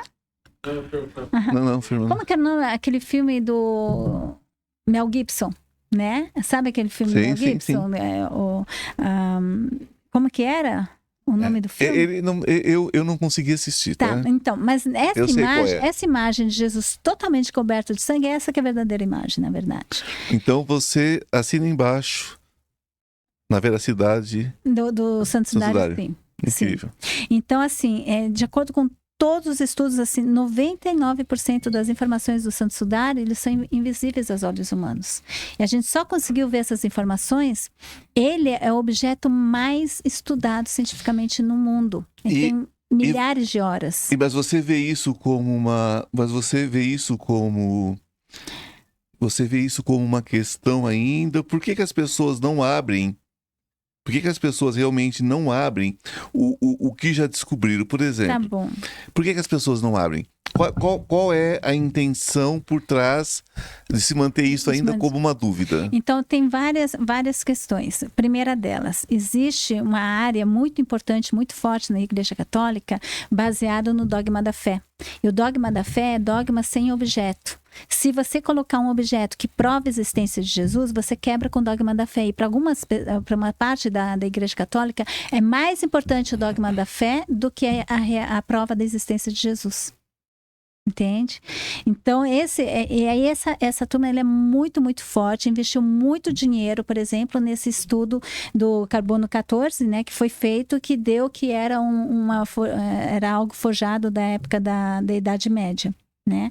As pessoas lá que receberam, inclusive o British Museum, eles receberam um dinheiro violento, que eles construíram um grande laboratório, sabe? Todo mundo saiu assim ganhando muito e foi extremamente controverso, tanto é que depois de 17 anos que ficou parado todos os estudos por causa desse estudo do carbono 14, ele agora foi invalidado, esse estudo do carbono 14, ele foi considerado inválido. E isso também tem Illuminati no meio? Claro que tem. Claro, vem deles. Vem né? deles também. O Santo Sudário é uma fotografia do momento mais especial para a humanidade, que é quando aquele corpo se transformou em luz. E para aquele corpo se transformar em luz, então são vários movimentos que aconteceram. E como que ele chegou nesse ponto? E Jesus falava que eu fiz esses varão ainda em maior quantidade melhor. Tá? Inclusive a ressurreição. Já não vos disse que sois deuses. E sois deuses e vos esquecestes disso. E é exatamente isso. Então aí, como é que a gente pode chegar nesse ponto? Ele mostrou, através dos ensinamentos dele, como a gente se torna um supercondutor da energia divina. O que é se tornar supercondutor? É quando você está 100% alinhado à energia divina, onde que você não tem mais nenhum tipo de pensamento limitante, onde você não tem mais nenhum tipo de emoção limitante. Então o teu corpo, ele está totalmente sem resistência nenhuma. O teu ego, ele está totalmente alinhado. O ego não desaparece, mas ele se alinha. Ele não pode desaparecer, né? Ele se alinha, mas ele o ego pode ser positivo. E ele tem que encontrar o lugar dele. O lugar dele é de se manifestar o seu ser superior na Terra. O lugar do ego é esse. Ele não é controlar, ele não é encontrar as respostas, ele não é aparecer. É ele só não o ser pelo simples motivo de ser. Ele é um instrumento de manifestação, só isso. Ele só é. Ele vai lá, ele me traz aqui para conversar com você, é ele que está trazendo todas as ideias, é ele que está manifestando a compreensão, tudo é ele, entende? Mas não, a compreensão não vem dele, a solução não vem dele, a sincronicidade não vem dele. Tá? E só que esse que é o grande problema. Aí o que os Illuminatis fizeram?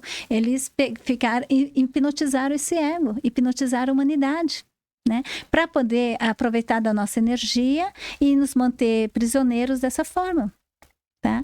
Bom, mas a gente está chegando no ponto agora do grande despertar. Tá? E aí, o que eu compreendi nesse santo sudário, né? Estudando esse santo sudário, eu compreendi a profundeza que é os ensinamentos do Cristo e de Buda e de todos os outros que vieram, que são ensinamentos de como alinhar completamente o teu pensamento com os pensamentos de Deus. E dessa forma você se tornar esse supercondutor da energia divina.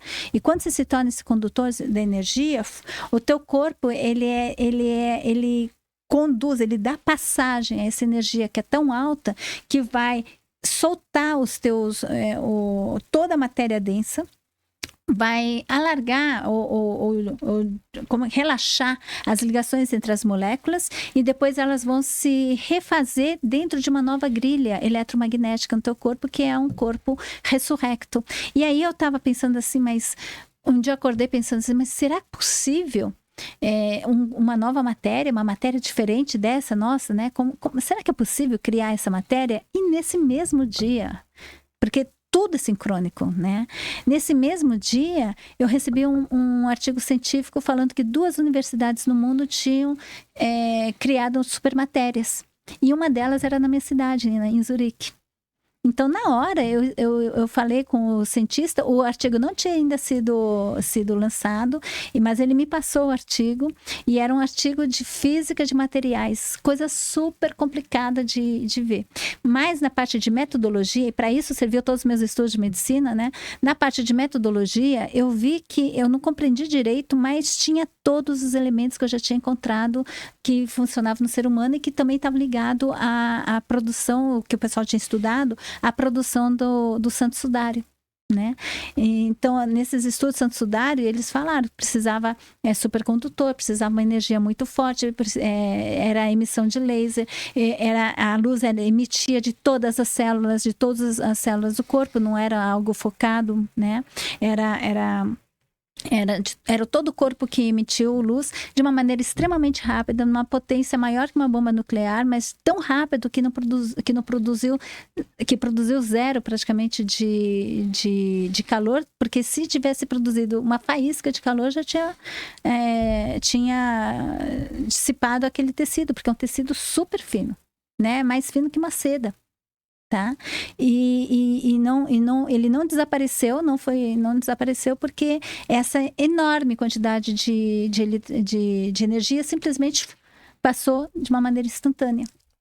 Né? Como se fosse um buraco de minhoca. Um buraco de minhoca, exatamente. Então, ali existe até um fenômeno que se cria, que é o fenômeno de tunneling, onde que a luz, ela fica numa velocidade infinita.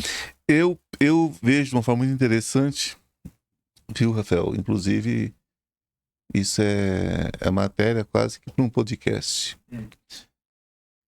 Quando você faz essa relação dos monges tibetanos, né, com Cristo, existem várias escolas ocultistas que falam sobre essa passagem de Cristo pela Índia. Antroposofia. E né? quando nós falamos da ressurreição de Cristo, que não é a ressurreição daquela carne, mas é uma transmutação daquilo numa outra matéria, não é? Então, porque a gente está escutando gente maluca aí falando que vai levantar defunto de cemitério, né? Tem de tudo, você sabe, né? Ai, mas, que apego, enfim, né? Que apego esse corpinho, que apego, né, gente? Corpite, não tem jeito. Mas, enfim, mas a gente sabe que tem gente que se beneficia, né, da ignorância alheia, da inocência alheia. Esse é o pensamento dos egípcios que conservavam as múmias, né? Pelo amor de Deus, renascer naquela múmia. Não, misericórdia, né? Arrancavam tudo, mas enfim, mas tem gente aí bem mais contemporânea tentando botar essa... meter de louco, né? Meter o louco na cabeça do povo aí, mas o povo aceita, né? Fazer o quê? Vamos lá. Mas enfim, então traz todo um esclarecimento mesmo, né? Essa analogia é muito boa, essa reflexão é muito boa e achei interessante essas informações sobre a negação do santo sudário e depois uma revisão, né? E mais uma vez a Igreja Católica, né, por trás, né? Eu costumo dizer que se os Illuminati têm força, estão enterrados até o chifre dentro da igreja, né? Mas eles estão sendo revelados. Até isso, que é uma coisa milenar, assim, sabe? Tá tudo vindo à tona. Tudo vindo. Era de aquário. Eu sou aquariana. Da aquariana.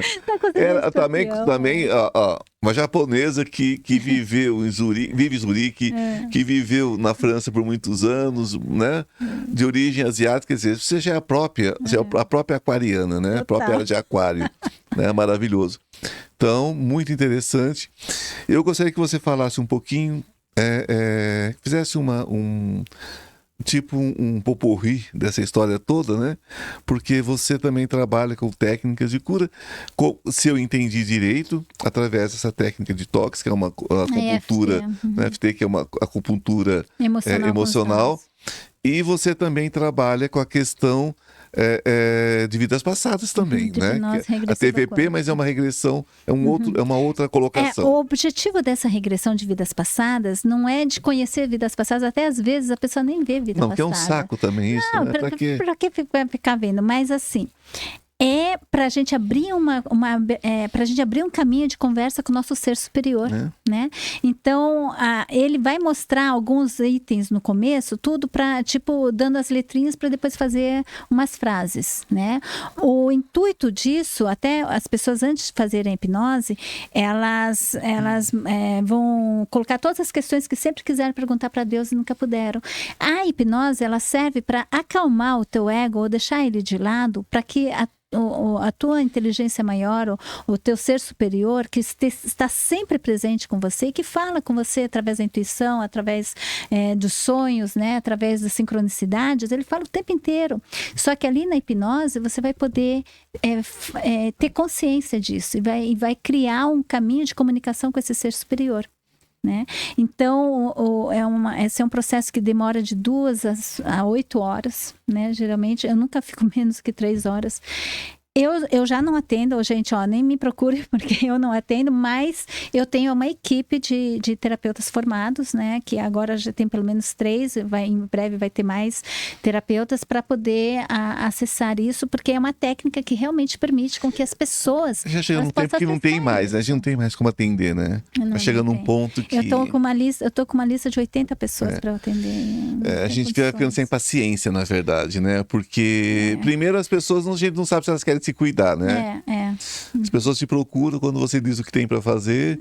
A pessoa, tá bom, né? Então... Mas é por isso, então, aí que eu criei o curso Avatares da Cura. Porque eu fui terapeuta durante 20 anos. Então, acho que a minha carga ali de ficar tentando ajudar as pessoas realmente passou do... Ninguém ajuda quem não quer ser ajudado, né? Ninguém ajuda. A pessoa se boicota, a pessoa se bloqueia. Você fica carregando aquele paciente que não quer trabalhar, que vem ali, que te utiliza, sabe, fica falando as dores, mas não quer... Ela quer alguém que valide a dor dela. Que valide a dor dela. Né? Ela não quer melhorar. Aí, então, ao longo de 20 anos, eu sempre fui pedida para falar sobre um tema aqui, outro tema ali, nos centros espíritas, num congresso aqui, ali. Eu ia sempre fazendo, às vezes me dava na teia, assim, né? Me dava na cabeça de fazer uma série de palestras ou de cursos e tudo. E eu ia fazendo. Aí, 20 anos depois... aconteceu um monte de coisa, reviravoltas na minha vida, né? Me separei e tudo. E é interessante. Se libertou, a gente fala assim. Me libertei e libertei. Mas eu tenho umas histórias muito loucas para contar sobre isso. Mas assim, umas coisas que aconteceram que foi bem interessantes é que, apesar de eu estar lá na Suíça, trabalhando lá no meu cantinho e tudo, eu cheguei a ser nomeada para trabalhei numa comissão das técnicas integrativas no Brasil no Ministério da Saúde. Né? Então, assim, o mundo espiritual sempre me colocou lá onde que eu tinha que estar, né? E ali eu tive essa visão muito forte de todo o painel de terapias integrativas. E uma coisa que eu percebi claramente é que as pessoas, elas tinham esses instrumentos das terapias integrativas, mas eles não eram terapeutas. E eram terapeutas feridos, muitas vezes, né? Então...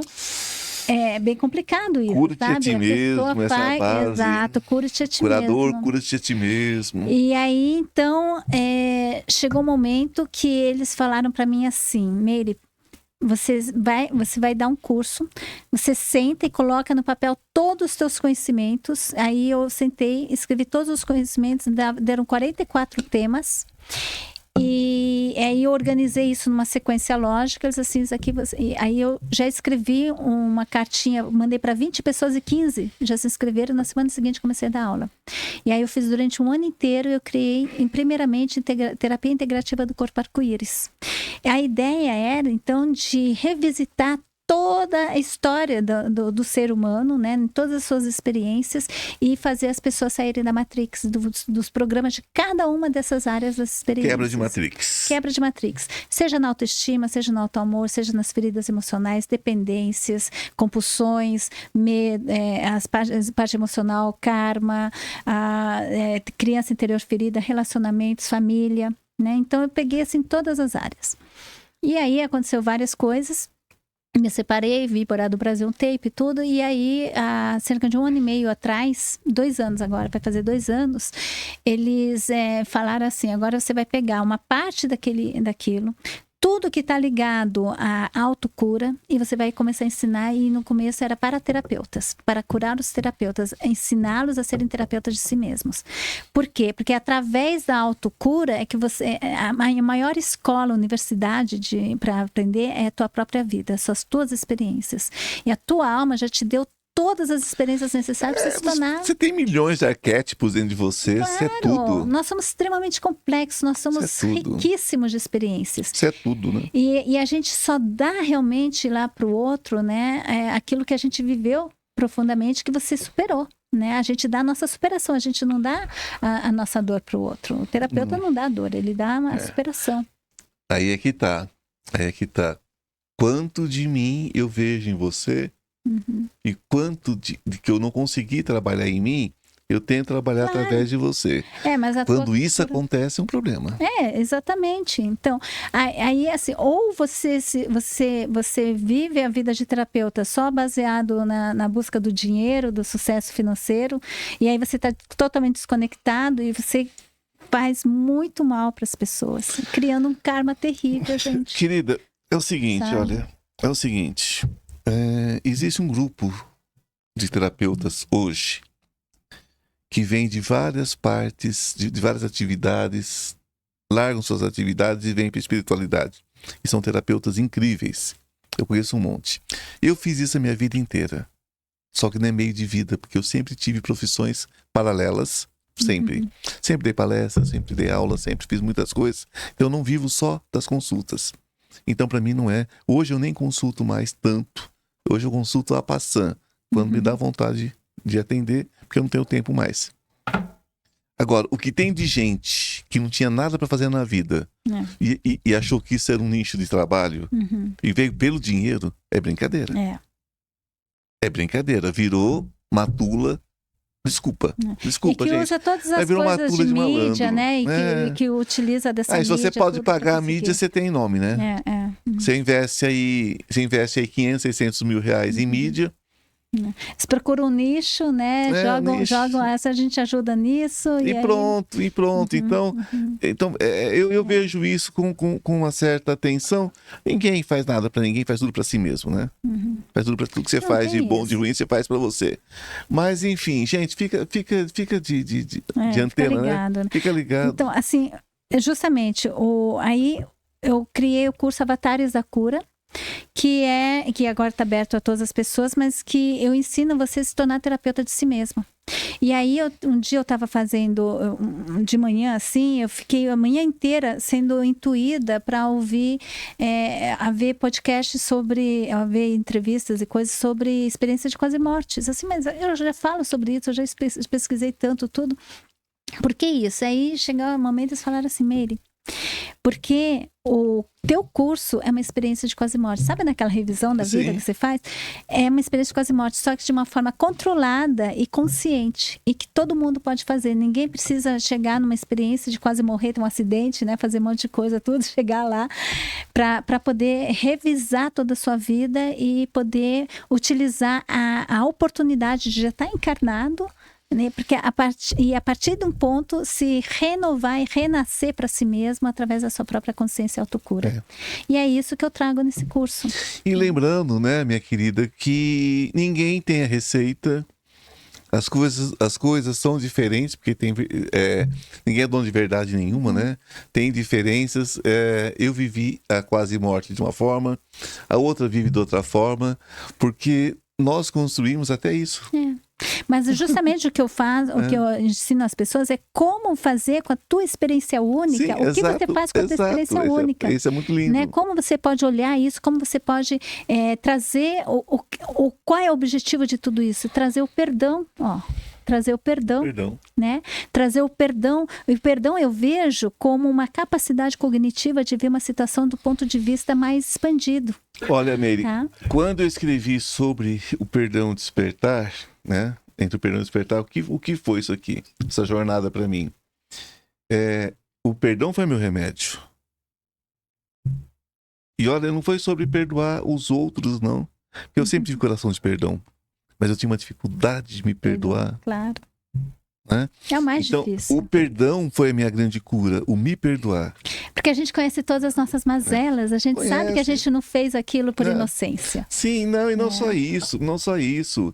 Você tem que ser um ótimo marido, você tem que ser um filho magnífico, profissional equilibrado, você tem que ser o amigo ideal, você tem que ser tantas coisas. E tem dia que você não dá conta. Mas perdoar é você jogar fora todas esses paradigmas, esses estigmas, esses estigmas. E você ser você mesmo. Então, quando eu entendi isso, né, eu iniciei minha jornada muito mais leve, né? Então, o que a gente tenta passar para as pessoas é isso. Eu falo, gente, é tudo muito simples. Muito simples. É tudo muito simples. É só no olhar, não julgar, aceitar, se reconectar com a tua essência, com a história da tua alma e ver onde é que está a luz, como é que a gente encontra a luz? É você perceber lá onde o amor não flui, onde que você não consegue perdoar, né? Então, uma das aulas principais é o perdão. A gente aprende, primeiro assim, nesse curso a gente começa a ensinar os recursos internos, então seja essa técnica de FT, que é uma acupuntura emocional com os dedos, essa é uma técnica que ela é simples, mas do ponto de vista dos avatares da cura, da maneira como eu faço, você vai muito profundo. Então, hoje, por exemplo, você pode pegar e você vai numa vida paralela, você vai numa energia de obsessor. Eu ensinei, inclusive, para o Dr. Sérgio Felipe de Oliveira, para a equipe dele, a desobsessão através dessa técnica. Né? Então, o único limite é a tua consciência. Se você sente a energia, você sente uma ferida emocional, você sente uma energia de um obsessor, você sente que você entrou numa vida paralela, né? Você sente. Como é que você sente isso? Como é que você sente no teu corpo? Nossa, eu sinto arrepio. Se essa energia fosse te atacar, ela ia te atacar por onde? Deixa eu ver a primeira imagem. Pelas costas. Por que não pela frente? Não, pelas costas. Essa é a tua realidade. Então, olha pelas costas. Qual é o tamanho da fresta? Né? Entra dentro disso, deixa vir uma imagem, a imagem mais antiga, ou lá atrás, onde você sentiu essa mesma energia. E se a pessoa, às vezes, ela se solta, ela vai até numa vida passada, não importa quantos milhões de anos atrás. E aí a gente encontra lá onde essa energia ficou cristalizada. Ficou, né? Ficou cristalizada e a gente vai então descristalizar, levando perdão para essa situação, levando o amor, levando perdão, a compreensão, a expansão de consciência. E aí, quando você muda os teus pensamentos, a energia a emoção negativa, que é a cola que cola essa matéria ali, que solidifica essa matéria, a emoção ela sai e nisso essa energia ela se solta, ela se libera, ela se transmuta. Né? E você pode utilizar fogo violeta também, porque o fogo violeta é uma frequência que foi dada agora para a humanidade para transmutar as formas de pensamentos. Você é Nisei, Sansei ou não sei? Nisei. Yonsei, na verdade, Yonsei quer dizer mestiça. Minha mãe é Nisei e meu pai era Issei, era do Japão mesmo. Então eu sou uma mestiça de Nisei com Issei. Yonsei, não sei. Gente, não sei, porque porque é mistura de japonês com japonês, dá japonês, pra mim dá japonês, japonês mais japonês, dá japonês, né? Não, porque eu tô aqui analisando, você falou em separação, você falou num monte de coisas, e vai e volta, né? E você, ao invés de ter uma carreira mais tradicional, né? Você vem para o campo da medicina integrativa. Quer dizer, Você fez tudo o contrário do que se esperava. Eu segui a minha luz. Eu segui a minha luz. Eu, assim, com 20 anos... Na verdade, com 16 anos, eu me dei conta de que tinha essa voz, essa orientação muito forte dentro de mim. Que sempre fui orientada. Eu já nasci acordada, numa família desperta, sem problema. Isso aí nunca foi problema. E aí, eu me propus, aí com 20 anos de idade, eu e a minha irmã gêmea, a gente foi numa aventura, pegamos $1.000, passagem de ida e volta, e fomos morar na Europa por 1 ano, se virando, trabalhando no negro e tudo. E eu cuidei de um tetraplégico 6 meses e de crianças especiais 3 meses, né, numa escola Waldorf, lá na Alemanha. Eu estudei em escola Waldorf também, né, escola antroposófica. E aí, na Itália, quando eu cheguei na Itália, eu só tinha mais $100, desesperada. Finalmente consegui esse trabalho para trabalhar com o tetraplégico. E aí, depois de uma semana, era o dia que eu tinha que dar a resposta se eu ficava ou não ali trabalhando ali. Foi tudo ótimo, foi lindo, maravilhoso. Eles me abriram a casa e tudo. E aí, eu disse assim, hoje é o dia que eu tenho que responder, né? E uma voz falou, você não fica. Não fique, você vai encontrar coisa melhor. Não fique, você vai encontrar coisa melhor. E eu olhei assim, você tá louco? Eu só tenho mais $100. Uma família que me aceitou, né? Eu vou trabalhar ali, do lado de Florença, numa cidade linda.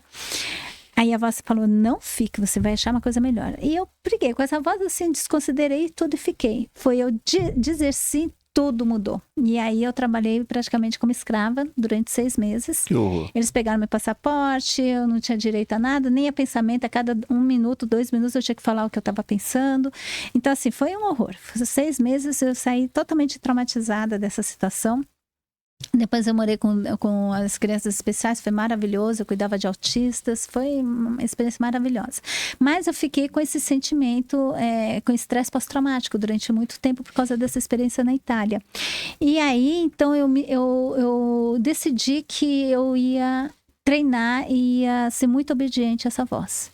Eu ia treinar, escutá-la profundamente. Eu te provoquei exatamente para saber qual foi o momento de virada. Foi essa experiência que não foi nada fácil, viu? Olha, Nada fácil. eu ficaria aqui com você noite adentro, porque o assunto tá maravilhoso, né? E com certeza fica aqui um convite para um retorno, que bom. porque nós abordaremos outros assuntos, né? Eu acho que a gente conseguiu fazer captar, né, a essência. Então, se tem alguma coisa que você ainda gostaria de acrescentar na nossa conversa de hoje, fique à vontade. Eu convido todo mundo que queira participar do curso Avatares da Cura. A próxima turma vai ser em abril de 2025. São cursos online, todo mundo pode fazer, é acessível a todas as pessoas. E ali você vai aprender a como se liberar realmente de todas as suas dores e encontrar a tua luz. As pessoas, elas dizem que elas se tornam como bebês, né, recém-nascidos, pronto para viver a vida no seu mais alto teor. Meire Yamaguchi, gratidão, né, por ter estado conosco. Obrigada, né? querido. Muito obrigado, Rafinha. E eu quero deixar hoje a seguinte mensagem, né? Aqui nós falamos muito sobre orientações espirituais. Já tenho um respeito imenso por todos, né? Por todas. Então, quando a gente fala de espiritismo, nós devemos muito ao espiritismo, abriram muitas portas numa época muito importante, e ainda hoje é a porta de entrada de muita gente. O que a gente questiona é aquilo que questiona em todas as orientações, em todas as religiões e espiritualidades que tentam manter domínio. Somos seres livres, somos seres da luz. Somos todos descendentes da mesma energia, né? Para mim é uma grande colmeia e nós somos microabelhinhas, né? Vindo dessa mesma luz. Não precisa beber água do mar para descobrir que é salgada, basta uma gota. Não precisa beber o mar todo. E assim somos nós, uma gota de Deus. Então, quando nós entendemos isso, todo o resto se apaga. Não é? Então aqui nós não queremos mudar nada no seu pensamento. Nós queremos sim que você comece a questionar-se, né? Porque nós só podemos aprender através do autoquestionamento. Você é a tua maior escola de vida. A tua vida tem todas as aprendizados que você necessita. Somos os nossos mestres e os nossos alunos. Eu sou meu mestre, sou meu aluno. Quando nós entendemos isso, né? Nós começamos a caminhar para a nossa iluminação, tá? Iluminar-se, gente, né? Sempre tem a sombra. Quanto mais luz, mais sombra. É por isso que quanto mais você se aprofunda, mais tem para se aprofundar. Né? Gratidão mais uma vez, Leire, uma gratidão mais uma vez, Rafinha. Que a luz esteja com vocês de forma especial hoje e sempre. E namastê. O Deus que habita em mim saúda o Deus que habita em você. Beijo do coração. Até a semana que vem.